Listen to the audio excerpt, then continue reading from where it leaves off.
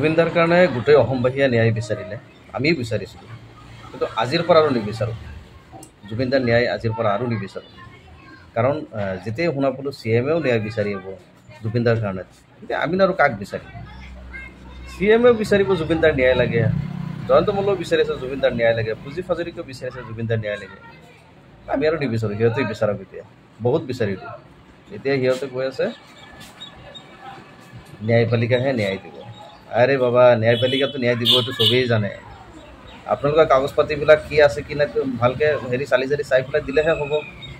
আপোনালোকেও যদি অসমৰ ৰাইজৰ লগত ন্যায় বিচাৰে, আমি আৰু নিবিচাৰোঁ। আপোনালোকে বিচাৰক, আপোনালোকে ন্যায় দিয়ক। কথা হ'ল ন্যায় লাগে, ন্যায় দিয়ক। আমি আৰু নিবিচাৰোঁ, চিধা কথা। আচৰিত ঘটনা দেই। হিমন্ত বিশ্ব শৰ্মাও জুবিনদাৰ কাৰণে ন্যায় বিচাৰি আছে। কি কথা সেইবিলাক? তেখেতবিলাক আকৌ একেবাৰে প্ৰকৃত ভক্ত। কাৰণ এতিয়া অসমৰ ৰাইজে ন্যায় বিচাৰি আৰু লাভ নাই, কাৰণ এইটো বহুত ডাঙৰ পলিটিক্স হৈ গৈছে, বহুত ডাঙৰ ৰাজনীতি হৈ গৈছে।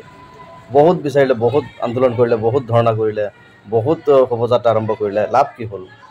এতিয়া বোলো সিহঁতেও হেৰি কৰি আছে, মই জুবিন, তুমি জুবিন, আমি জুবিন, তুমি জুবিন। আৰে বাবা, জুবিনৰ নাম ল'লেই জুবিন কোনোবা হৈ নাযায়। ইমান সহজ হ'লেতো অসমৰ প্ৰত্যেকগৰাকী মানুহেই জুবিন হ'লে হয়। ইমান সহজ নহয় জুবিন হোৱাটো, বহুত ডাঙৰ কথা। এতিয়া অসমৰ ৰাইজে চৰকাৰক এটা ইলেক্টেড চৰকাৰ অসমত চলি আছে, ডাবল ইঞ্জিনৰ চৰকাৰ চলি আছে। তেওঁলোকেও কৈ আছে যে আমিও বিচাৰিম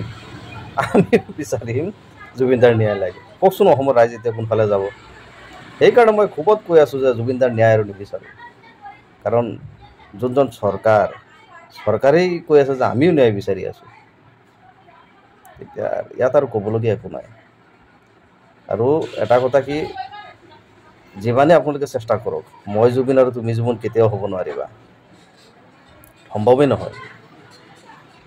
জুবিনৰ লগত কাৰো তুলনা কৰি লাভ নাই। আকাশ আৰু পাতাল। খালি ক'লেই নহ'ব, এটা যাত্ৰা ওলালেই নহ'ব যে মই জুবিন, তুমি জুবিন, ওলালেই নহ'ব।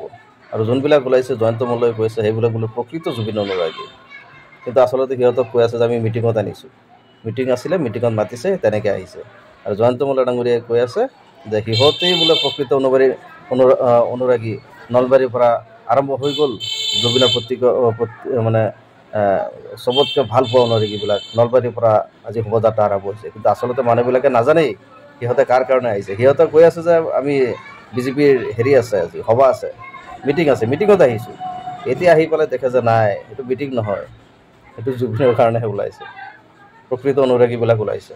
যি কি নহওক, চৰকাৰ আছে, চৰকাৰে এতিয়া যদি নিজে হাত দাঙি দিছে, ইয়াত আৰু কৰিবলগীয়া একো নাই।